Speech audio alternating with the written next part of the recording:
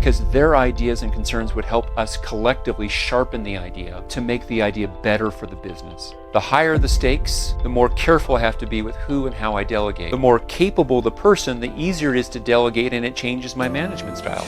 Less is more. Don't go after 15 ideas. Start with one. Maui Mastermind presents the Business Coach Podcast, answering your questions and providing real actionable insights for building a better, stronger, more profitable business without sacrificing your time, life, or freedom anymore.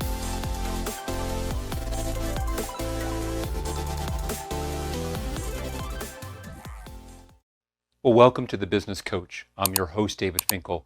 In this episode, I want to share something very personal. About 15, 16 years ago, one of my most important business mentors, she gave me a piece of advice. She saw the struggle I had letting go of things, and she challenged me on it. She said, David, I see that you keep wanting to rescue other people. You want to be the star. You want to come in and be the hero, the knight in shining armor, and save the day. And I said to her, what do you mean by this? I don't see that happening. She said, well, when team members come to you with a problem, what is it that you do? Well, if they come to me with a problem, I help give them the answer to the problem. And she said, that is the problem. And I didn't get it at first, but when I finally got it was when she made me grab an index card. And a simple index card. And she made me write something down on it. And what she had me write down on that simple index card was profound. And it changed the trajectory 15, 16 years ago of how I led, how I behaved as an owner and as a leader in a business. And what she had me write down in there was she said, quote, I don't know. What do you think we should do?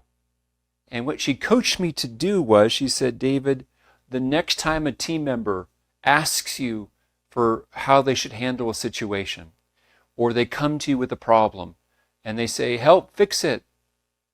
What you've done in the past is not what I want you to do. I want you to pull out your index card. I want you to read word for word, I don't know. What do you think we should do? I started to do that, and it felt so artificial at first. It felt so forced initially.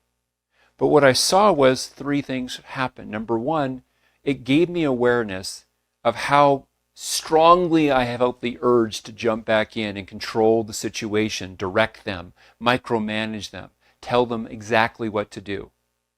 Number two, it showed me on team members I had who really had the capability to do certain things and who didn't, which made me more conscious of what I actually delegated to them and what I delegated to other people, how closely I managed. The third thing it did is it made my best people bloom, that they just became so much more and better. Why? It wasn't me trying to tell them. I mean, I went further and deep on this vein, I had a team member who said to me, his name was Steve, and he said, David, why should we give you an answer? Because you're going to tell us what you want after we give you the answer and want us to do it your way anyways. And no one had ever given me that kind of direct feedback. At first I was taken aback by it, but then I realized, and I was grateful, I thanked him on a number of occasions for that honesty, for making me aware of that. So when my mentor gave me that, I don't know, what do you think we should do? It started me on a journey. And it started off with that first index card, but it's led to many index cards since that point in time. Nowadays, I actually laminate the index cards. I use them for 3 months, 6 months, a year, 2 years, until it becomes automatic or second nature for me to do that. For example, one of the times I was focusing on the skill of leadership, and for me, what I realized was I needed to have a better set of questions when I'm talking to my team members. So for example, one of the questions I started asking when I talked with a team member that was one of my executive team members, I said, well, tell me here, Bethany, if there was one thing I could do to help you or to support you, what would that be? And then being quiet and hearing her answer. Or another one here is, hey, Rich, what's the toughest challenge you're dealing with right now about getting the next version of System X done? Got it. Or, hey, tell me, Oscar, what are your concerns about this as a course of action? Or, hey, Teresa, what question should we be asking right now? Notice rather than saying, hey, do you agree with me? When I suggest something, I'm asking, what are your concerns about that? What I've found for me is that many times I've had team members who, when this card became most relevant for me, I had team members who didn't feel comfortable challenging what I shared. And so by asking, what are your concerns, I pulled for those things that were below the surface. And I wanted those ideas. Why? Because their ideas and concerns would help us collectively sharpen the idea to make the idea better for the business. At this point in my business career, I don't care about the right idea. I care about it being mine. I care about the what's best for the business. But I've had a history where it has been more about my ideas. So this has been a useful prompt for me.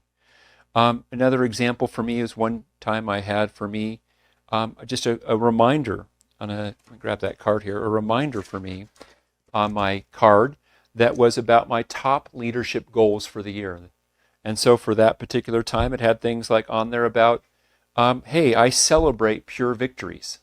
What does that mean?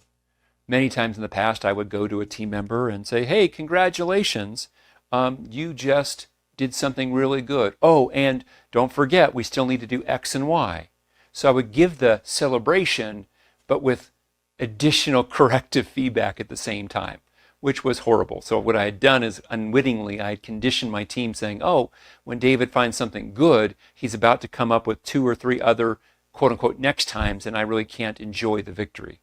And so my index card told me to celebrate a pure victory. Okay, I'm going to share, hey, I noticed last week that X happened. Good job. End of conversation. Don't go on to the corrective feedback. Let it sit there. And in a separate second conversation at a different place and time, I can talk through any corrective input that I had for that team member. I didn't do it every time, but it was an important piece for me because I'd had a habit and it had impacted the quality of how I was as a leader. Another example for this might be saying something like, I pause before I delegate.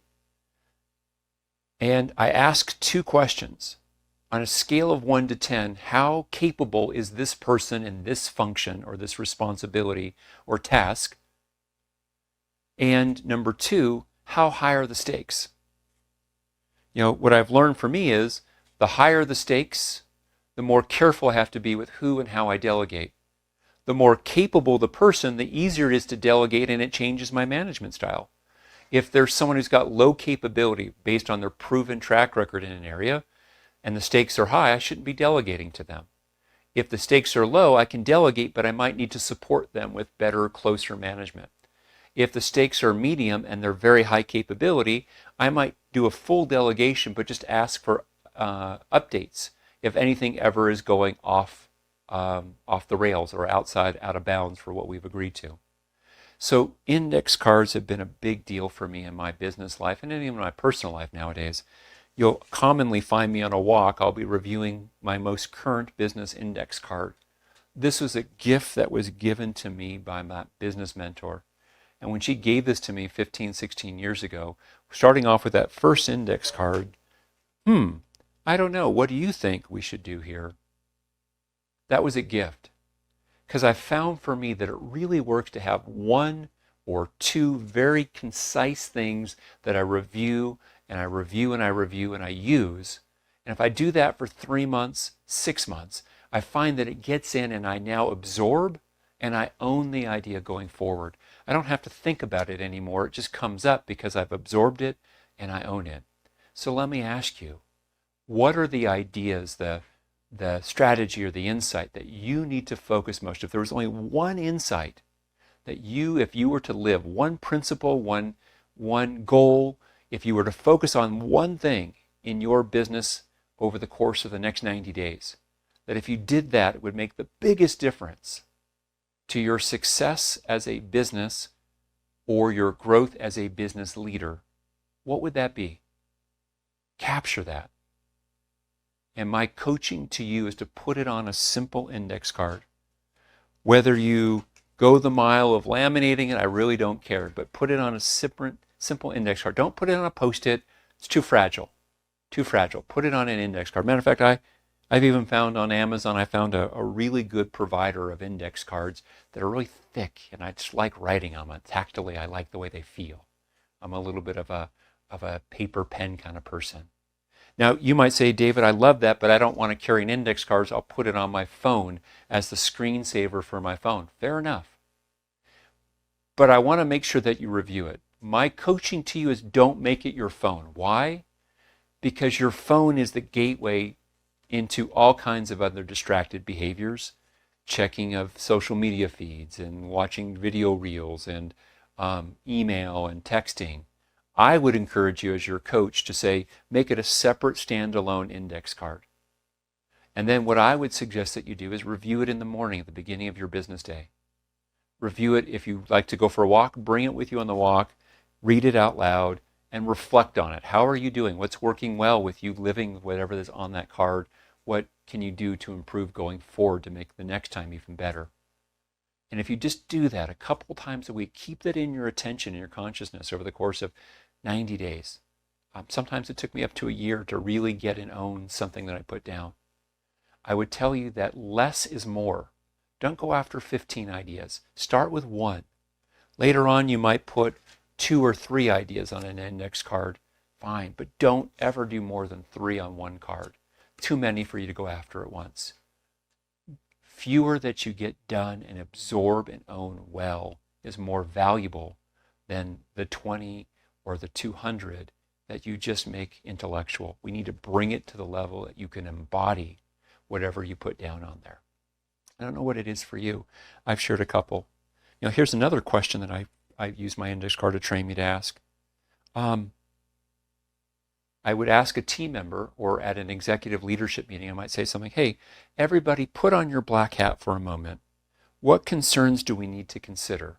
Now, again, for our company, that was an important question because we had a little bit too much groupthink going on a couple years ago. So I wrote the question down, trained myself to ask it often enough, and it has helped mature our leadership team so that we don't as clearly need to ask that question formally nearly as often. So I don't know what it is for you, but pick it. It's literally meant millions and millions of dollars, but more than that, by doing this type of question, especially starting off with that first one when my team member, 16 years ago would come to me, David, X has happened, what do we do? And I turned to them, I picked up, no, for me it was on the phone, so I didn't literally have an index card that they could see, although I literally did hold an index card. I literally read it while I was on the phone with them.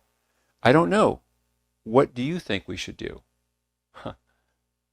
But do that often enough. By doing that process, it started me on the journey of understanding about this thing called strategic depth, about how to effectively hand off responsibilities and functional ownerships of areas of the business to other people, how to hold them accountable to that. And then it compounded over time from there, where today I can be semi-retired and still do a business that I love doing and still take off 5 months out of the year. I want the same for you, whether you want to work full-time, full bore, full-blown, wonderful, or you want to be fully passive or retire from the business and still own it, wonderful. Or if you want to make the exit. But the power of an index card is it just clearly puts to you 1 or 2 key ideas, and you live with those ideas long enough for you to absorb and embody and ultimately own those ideas forever. Thanks for joining me for another episode of the Business Coach Podcast. I hope you had some good ideas from today. Can't wait to see what you put down in your index card. Matter of fact, take a picture of your index card. Send me an email with it. I promise I will respond back if I'm able. I will read all of them, but I will respond back as I'm able. Send me a picture of your index card. Send it to thebusinesscoach@mauimastermind.com. Again, that's thebusinesscoach@mauimastermind.com. I wish you the very best of success in your business.